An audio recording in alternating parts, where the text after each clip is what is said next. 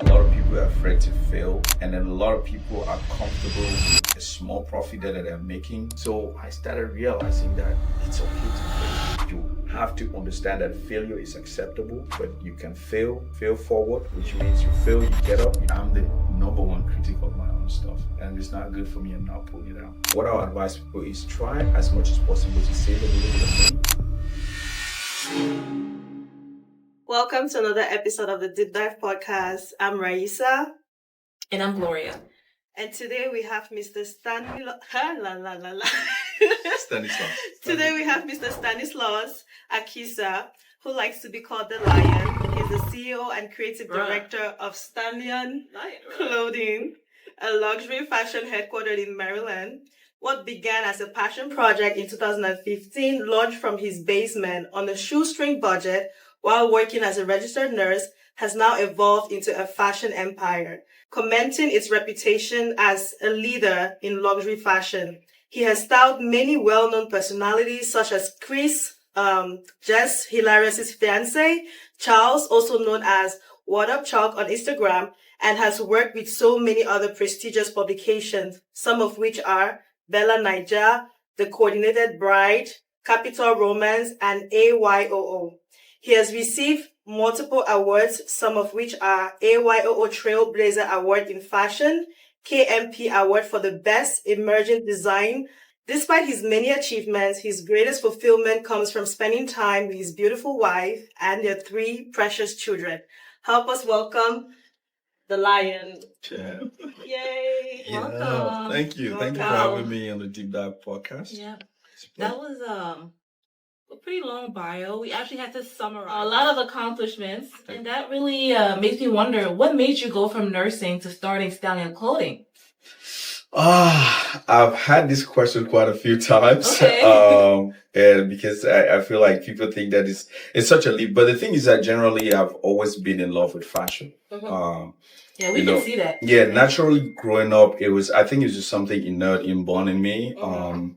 Growing up, I discovered that I love clothes. Every time I dressed up, I was excited. I was happy. I really started trying my own design ideas when I was in secondary school. Yeah. So I started designing my uniform. Okay. I didn't want to look like everybody else because I just didn't like the regular cut. Mm-hmm. I went to secondary school in Casablanca, so I started converting my suit to my jacket to look like a suit. You know, I even incorporated a zip. I had different kind of pockets from everybody else. Had Mandarin collar on my suit. So that was where I realized that I loved fashion. But you know, Cameroon being what it is, and our parents being who they are, your dad don't even want to hear that you are a fashion designer. Yeah. What is even that? You were a tailor at that time. They always want you to be a doctor, lawyer, and all these other things. So, I went to school. I started nursing in Cameroon, moved to the United States, and continued in my nursing field. But in time though, when I was in nursing, I mean, I did it passionately. I loved it. But 10 years into nursing, I realized that I was not going to retire as a nurse. Wow. It started getting so exhausted. It was too demanding, very controlling of my time. And I needed to buy that time back to actually feel fulfilled about life. So I started asking myself what is it that I can wake up every day, jump out of bed and feel excited to do? And the answer was just easy for me because I just felt like wearing clothes was it. Yeah. When I dressed up, I just felt like I had butterflies. I felt like I was walking on air. Yeah. Right. So proud to even having the idea of starting Stanlion at open a store in Cameroon before. And I had my junior brother and some other family members managing it. It never worked well because it was run down. But I said, if ever I want to do, because I was buying stuff from here and sending back home to be sold to retail in the store. But I said, if I had to do it again, I had to make sure I do it the right way. Yeah. So I started researching on starting a fashion line here in the US and things like that, developing the name, hang tags, labels, and all that stuff. So I started it, that was 2015. I started in my basement. I had a few ideas. And honestly, I started with shoes. I don't even know what drove me into shoes, but I remember designing like 5 pairs of shoes, design those shoes, and there was a company then at a time in China that could make the shoes for me for like $30. And I'm thinking I'm selling these shoes for like $200 each. I'm gonna be rich. I'm gonna be making so much money. And I designed those shoes, put them out, and I probably sold like one a month. Nobody bought it. Nah, One a month. I still have some left in the warehouse. Wow. But yeah, long story short, that's the whole me in fashion, and the transition was just looking for something that I could wake up every day and do. And I started that, but that didn't stop me. So I just continued on to, I mean, here we are today. And Stanlion is, it's a household name. Okay. So good thing that we went a little bit into finance and the difficulty of that. So how did you overcome that challenge in finance, and what is your advice to other entrepreneurs out there that have limited finances and they want to really get with that dream of theirs? Yeah, I think finance is a big issue when it comes to starting any business, especially if you're in a retail business like what we do, right? So when one of the things that really helped me was an article I stumbled on YouTube, starting a fashion line on a shoestring budget. And there was this lady in New York that was, I think she has managed a couple of fashion lines, and she just had content out that was advising people that were starting fashion lines. And that video guided me a lot. So understand that I made my first huge mistake. I made about 300 pairs of shoes. Oh, that's a lot. Yes. At once. So each pair, I think I did 6 designs. Each pair, the minimum quantity, which in terminology is called MOQ. Minimum quantity of production at the time for one design was 50. I had about 6 designs. So I had to make about 300 pairs of shoes, spend a couple of thousands of dollars, and it got stuck in my basement. So you lost money? Big time. How much? Yeah, I would say in about $35,000 to $40,000 at the time. But the thing is, when I read that article now, I started understanding where can I find productions that can make smaller quantities for me, right? And so looking for people that can make the smallest quantity, just 6 pairs or so, or just get me the first 10 sizes that commonly sell, or the first 6 sizes that commonly sell. And that really helped guide me into restructuring myself, managing my budget better, and being able to just work within that and limit so much of the volume that I could carry at the time, because my budget was limited. I didn't want to borrow money from anywhere to do this because it would put undue pressure on me. So what I would advise people is try as much as possible to save a little bit of money before you start, but you have to be wise. Try to find productions that would give you the smallest quantity possible, because you go to most of these production companies at the time, you're so excited about everything, your logo, your brand, and this, and then you will just jump into it. Now they start telling you the minimum quantity of production is 100. 100 for one design in 3 different colors. It will not do it. It will not do it. And guess what? Your first clients, no matter how you like it, are going to be your closest friends and your closest community. Family. By the time those 3 colors, they've seen it, they bought 1 or 2, they are asking for different designs. Then now you're trying to venture into another segment of designing when you have not even completed, you have not even sold 1/3 of what you already you had with you. And these were some of the challenges that I had. So I had to go through a lot. And then I started, when the shoes failed, I said, okay, I understand that people don't even wear shoes like that. And that's how my suits and other designing came into place. And I went to Turkey at the time, met with a couple of different production lines, and I was just able to actually not design at the time, but pick from some of their collections and then start retailing them with the shoes that I had designed that were stuck with me. So, how did you know that you had to go to Turkey? How did that even happen? Well, the thing is that in anything that you do, whether it's in fashion, whether it's in engineering or anything, right? I think when you are dealing with that, you try as much to navigate, whether you're talking to people, you're trying to get more information, you're networking. So it was just those things that I was trying to do. And then I stumbled on a friend that connected me to Someone in Turkey. exactly. Okay. So there was no particular structure in that. But I believe that when you are wired on something and you're really passionate about it, you're going to talk about it. You have challenges, you're pushing to find answers, and the answers can come from anywhere, right? And so I was bent on finding a way to get around it. I was bent on finding results. And so I stumbled on that, and this gentleman became my production manager. To today, we become like brothers. Wow. Yeah. So you guys still work together? We still work together, but he's not in Turkey anymore, and we don't even do any productions in Turkey because what we found out later on down the line is that Turkey is inconsistent with their structure.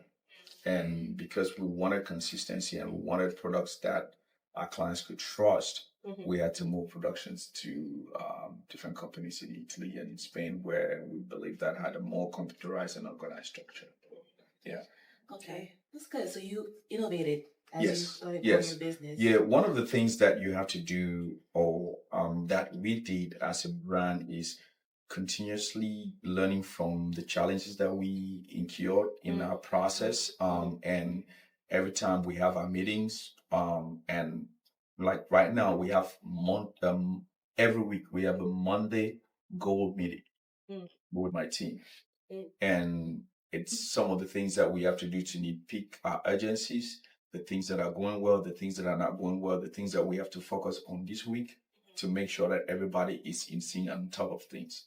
Because one thing that we wanted to do is not just provide good quality products, we want to provide good customer service. If you came to us and order your suit, and then, after a month that you're coming to pick up the suit because you have a timeline and falls through the crack, do you think you'll be able to recommend us to somebody else? Absolutely not. So those are the things that we try to do. So it's communicating with my team, working together, outlining some of our challenges, finding ways consistently. And it's an ongoing process. You can never be static or stagnant about it because new challenges are going to come every day. And so with that, we were able to continue to align and, find different pathways. Now we have a very structured system where our production can stay consistent. You know that if you order this pair of pants from us and you want to come back and order the same thing, whether it's sizing, the details of the design, the threading, the stitching, everything will be the same. But before we struggled with that because we figured we had these other productions that did not also maintain their own side of the game, where we can order something today and then the next day the sizing will look different from what we wanted it to be. Yeah. So how many people are on your team? Right now, we currently have a team of about 10. 10. From our tailors to our associates that are frontline designers and everything.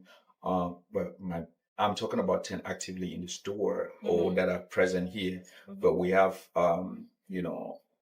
graphic designers, website people, photographers, videographers that are part of our team that are not actively employed by us, but they are on we work with them on contract basis. So yeah, team is so if we give and take about 15 to 20 people that we consistently work with. So I just want to understand, how did you scale your business from being that small business in your basement, minimum, to now scaling it to the point where you have this set production and you have all the standards and procedures in place? How did you, because some people are stuck in just that, doing it by themselves. Yes. So how did you scale and build this structure? I'm really glad with that question because I feel that is something that I really want a lot of us to understand and to get out of that trap. Because I feel like a lot of people are trapped. And at some point I was trapped too. Okay. Yeah. At some point I felt I was trapped too. And the truth is that we have insecurities and fears, especially the fears of failing, right? A lot of people are afraid to fail. And then a lot of people are comfortable with a small profit that they're making. They're not willing to share. And so they are comfortable, and then they end up just remaining in a very stagnant place. And they are comfortable because they're making an extra $5,000 a month from what they're doing. And then you see most of the time they stay working their other job. Then they're doing that extra, and then they're good. But for me, this is the thing. First thing that I said myself is, if I stay in this placement forever, would I ever be happy, understanding that this could have been bigger than what it is, and I never really experienced it? That was the first thing. And I said, okay, I will never be happy with myself if I remain in that basement.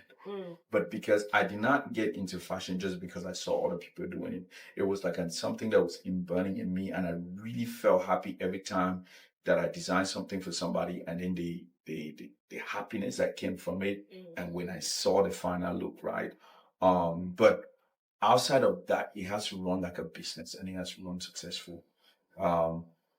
So I struggle with getting out before, with the fear of failure.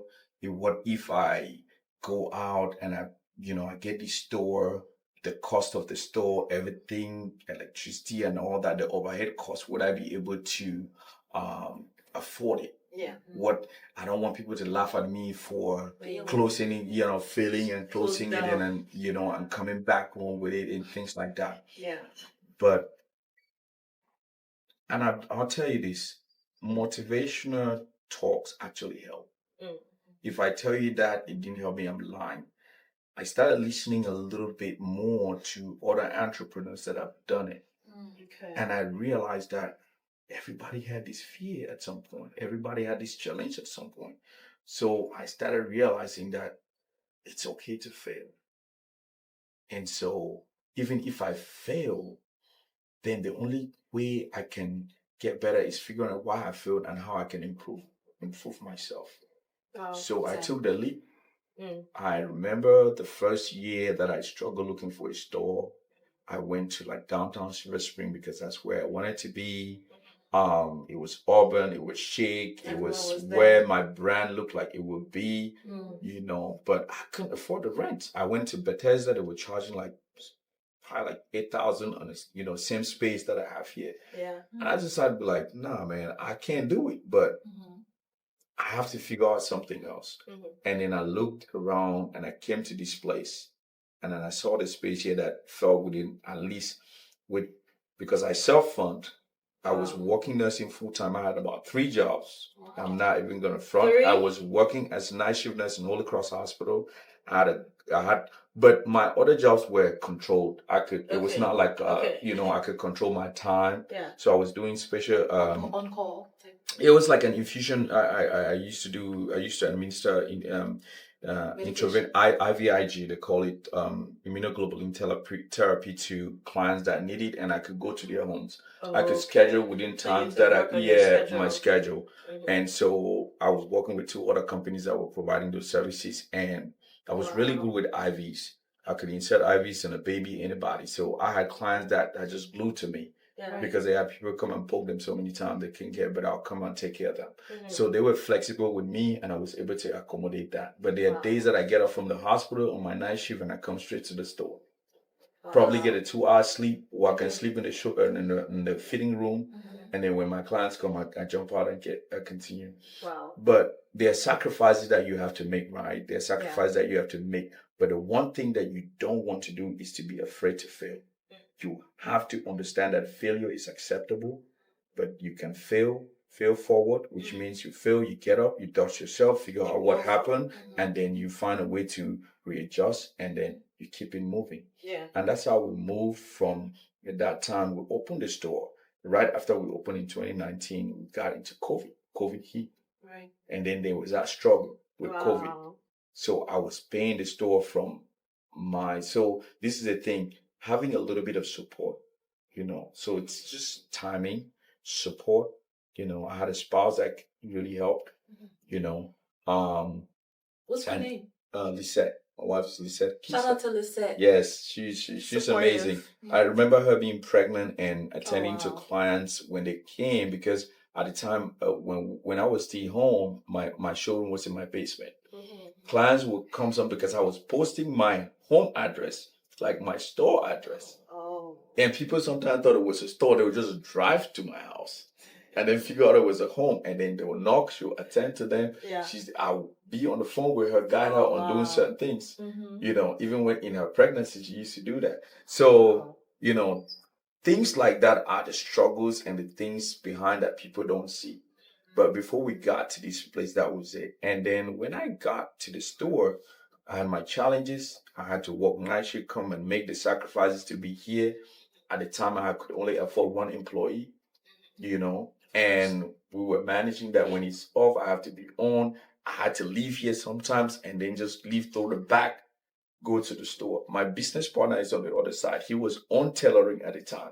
Okay. And when I leave, he's going to leave the machine, come up front. He's juggling between The two. When somebody comes in, he comes up front and see them and then go back and sit on the machine and do alterations and stuff like that. So it's just about being able to sacrifice, and somehow you have to be, I think sometimes it's a blessing to have God guide you and give you people that can be really dependable.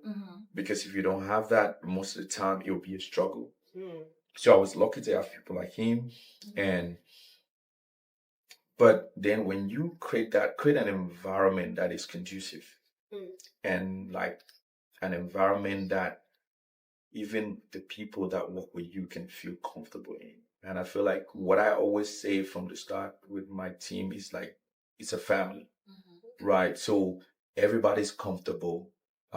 We have a very open policy. If I'm doing something that's wrong, I'm very okay with criticism. Tell me and I'll look at it. And if I'm making a mistake, I'll make adjustments. And so creating that kind of environment creates a conducive environment where you can have people that will stay consistent with you and work.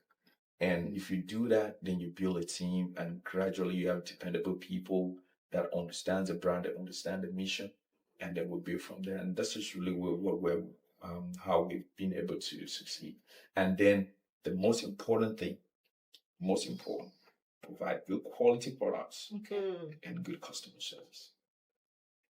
If you don't have that, it's number one thing that people fail is not having good quality products. Or maybe even if you don't have good quality, but customer service is number one. Yes. If you have good customer service, I promise you, people will even stick to you for that. They want to be treated well. One of the things as an African coming from Cameroon, one of the problems that a lot of us had was times of showroom. You say your showroom opens at 10 o'clock. Somebody's there at 10:15. It's not open. It's one of those things that I really cannot tolerate. And so we build that understanding that we have to be open on time for our clients. And so when you set those standards and then we push it, that's being able to become a culture and it's sustainable. And same thing that we would do with our products. I'm the number one critic of my own stuff. And if it's not good for me, I'm not putting it out. Right. Yeah, so building that culture is helping, and I think it's moving forward, and that's how we're just going to continue to use it to excel. Okay. And so what inspires your creativity? Because I see a lot of your content on Instagram. You're always creative. Yes. Yeah. And I always wonder, how do you come up with these ideas to showcase your business? So this is the thing. The first thing that made me to have to start to push for content with the change of social media was that when we came to this spot, it was never a fashion place. Okay. This area used to have like warehouses for like storage and things like that. And you had like the Carmax and stuff, but it was never a fashion place. So when I opened here, people were like, why are you here? The location. Savage Meal in this. It's very hidden. Yeah. And nobody would know you. And I said, well, first thing is that I have to make a lot of noise, but the number one thing is to be able to provide the services and then, provide quality, good customer service. So I remember one day we were going up to a wedding in Delaware. My wife and we left home, came here, I dressed up here. And then that same natural feeling that I always get from dressing up. And then I call it now the swanky effect. Yes, the swanky effect. And I just told her, take the camera And I left from the back of the showroom. I walked, I said, just record. And I just started talking about the outfit and how I felt. And it was a Saturday, and then I'll call it Swanky Saturday. And that's that. But Swanky Saturday, and Swanky Saturday now is something that we do every Saturday. I just dress up in a different new look, and that has also kept us creative, right? Because we always want to put out something new every Saturday, so we stay consistently designing new items to put out every week, create content around it, push it with the help of social media and everything. That started to go. We do Facebook, WhatsApp broadcasts on all my my contacts and stuff like that. So people started also sharing it with their own network. So it just went and continued to push us to the realms where we are now. But understanding with the changes of society and social media, it's inevitable to make content for your product. So if you can't talk about it and raise, everything about your content, nobody will do it for you, for your product. So this is one thing that want to try to put. I actually feel like we're not doing a lot, but people tell me we're doing well, which means I'm happy, but I feel like there's a lot more. That's like a lot more in my tank that I have in terms of information and where we are with the brand that I am comfortable with sharing. We're working on very educative content right now because we've also realized that our community needs a little bit of education with dressing, styling, a couple of different things, just so they can understand to know how to use what they have in their closets. I don't want to be seeing people wearing black tuxedos with yellow long ties. Don't come for our daddies, please. And I want to be gentle with them, but I want to make them understand it is not. It's a no-no. It's a no-no. Complete no. Yeah, there are things that I feel that the community needs to hear. Yeah. And when I traveled to Canada last year for content that I make for something relative, and somebody said, actually I was going out today and I remember the content that you did for this, and I realized that I didn't want to make that mistake coming out. I was like, well, that makes me feel happy. Yeah. And that makes me feel that we need to push more content out, even if it's changing one person, and that helps us push the needle forward so our community can be better. So it's just not about business, but I really want to be able to enrich our community on one way or the other. Okay, that's good. So how do you stay sustainable within the fashion industry? How do you guys make sure, like, especially when it comes to, let's say, cost effective and things like that, making sure that you're able to make the margin? How do you do that? Yeah, that's a challenging thing. And it's something that I struggle with because generally I'm such what do I call? I'm very soft and gentle. I'm a giving person, and so I'm one of those people that people come to me and it's like, oh, I'm struggling, I'm happy, and then I just be like, and then I realize the first 2 years of the business I was just plateauing. Because of that, I was not making any money, but because I was still working in nursing, I was able to stay afloat because my nursing money was keeping me okay, and I could pay the rent, I could do all the things, but I was not making any money to keep the business sustainable and to pay staff and to have all the other, because people think that the price of a suit is not dependable just on the production, just on the cost of the making of the suit and retailing it. Okay. The price of a suit does not only come from that, but now you have rent, you have light, you have staff that you're paying, even when nobody's here. Yep. So the cost of all those things, if you are not able to do those things and pay your staff consistently, how can you stay afloat? And that's why businesses fall out. Yeah, that's true. The other thing is not just the price, but having the market and people consistently buying so that every month. So the only way we've been able to stay afloat is really, I have tried my best to stay on a level where we can provide luxury, but at a budget where it will keep our customers, and they still get good quality and everything, but be able to keep the business on a level where it can still be sustainable. I think what now we want to look at is how we can maximize getting more customers. Because if you do not have a steep price, then still get people that buy, if you have volume, then you can say sustainable, right? If I'm selling at say $1,000 and I can sell 30 a month, make 30 grand.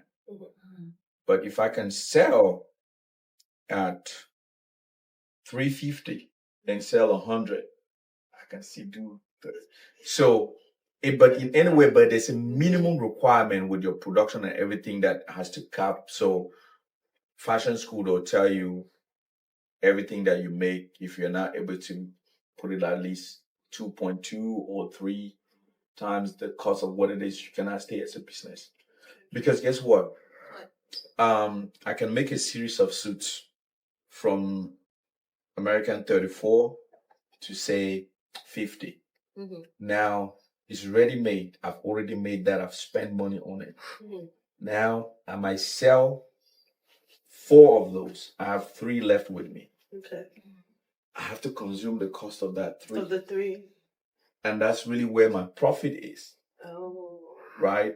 And so that's where you see companies do sales sometimes to at least absorb and brings that cost back to put it back into production into something else. Because if that money stays there on those garments, they really it's really just running them down. Yeah. Right? Yeah. So if you're not able to really structure the cost of your items in a way that when you sell a certain amount, you break even, and even in a profitable margin, you will struggle a lot in the business. And I struggled a lot with that early on before I was able to understand that I have to, push the prices up a little bit. Okay. Now, if you ask in the community, people will say, I'm expensive. No, I am not expensive, right? Expensive is when you are providing a service or product that is made poorly, and you're cheated when you actually look at the product. It's not worth the cost. It's not. But we are providing quality products. I can tell you here that my shoes, if you look at my shoes, you go to Gucci and pull a pair of shoes like this, they'll tell you $4,000 for this pair of shoes. I can boast of our quality. I can beat my chest. I can stand anywhere and tell you, take my product. Beat your chest. With it.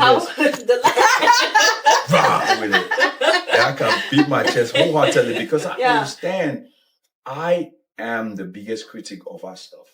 So I go to the ends of the earth to find the best quality of leather, whether it's on a suit or shoes, to make sure that I'm okay to pay the production cost, to make sure that you are not coming back because you just want to support a brother, or you just want to support somebody that you know, or somebody said no, because you bought good quality product. That's funny. Yeah. Okay. Wow.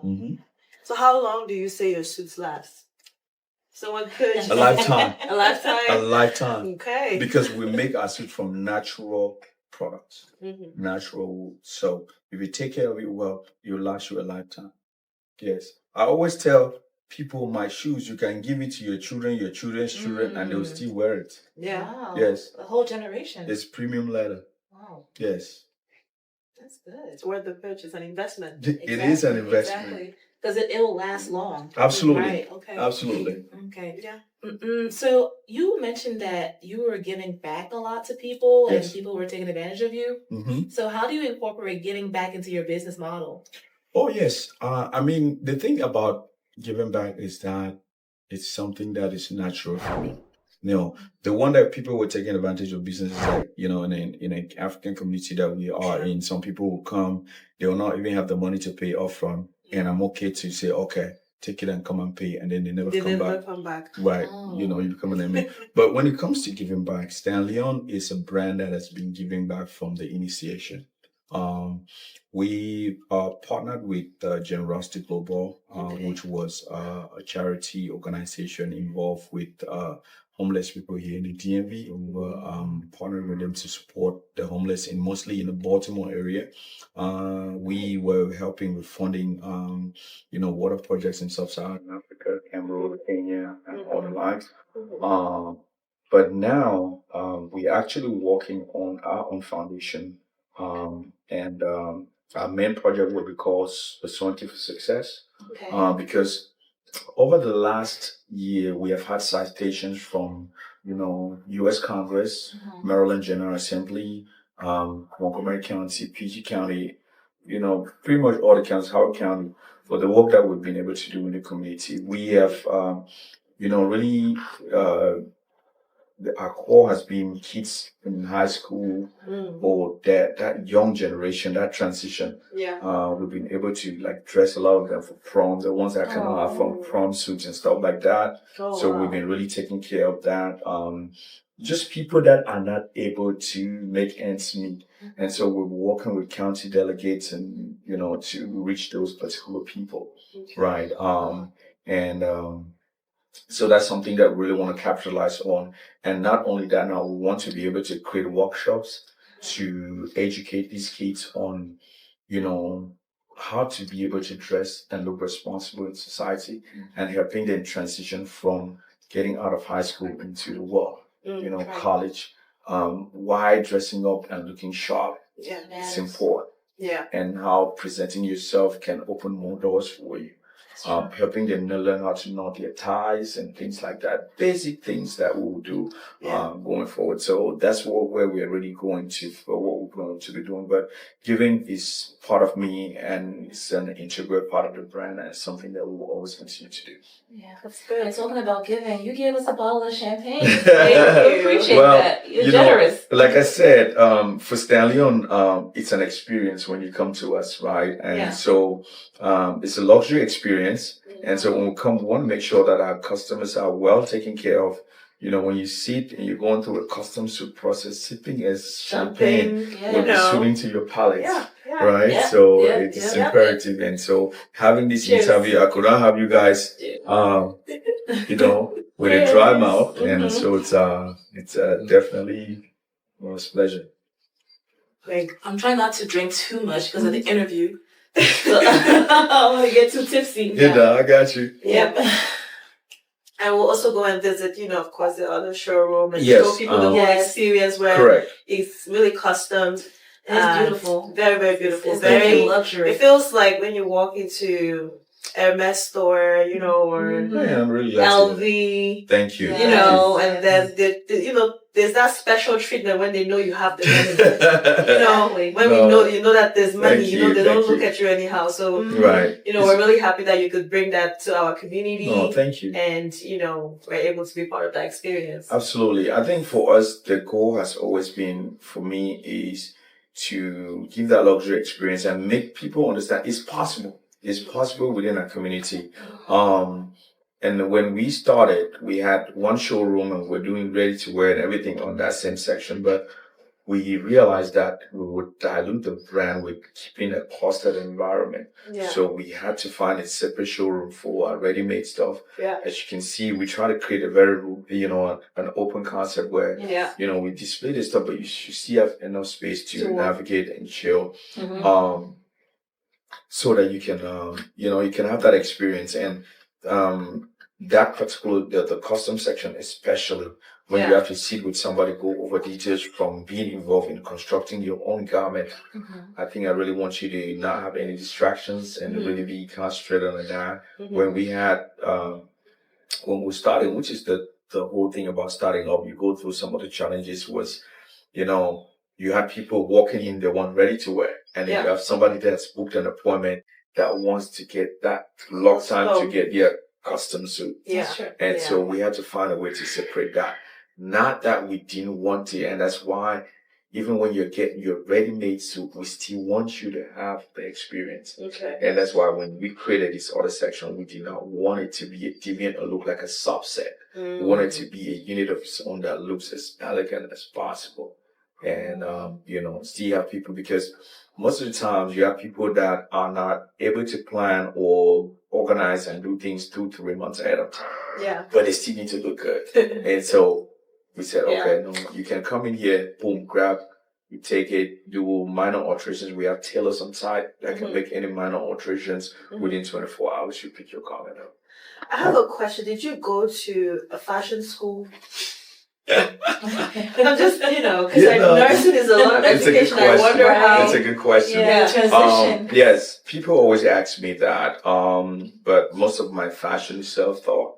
Wow. Yes, most of my fashion is A self-taught. gift. I went to nursing school. I have a bachelor's degree in nursing. Yeah.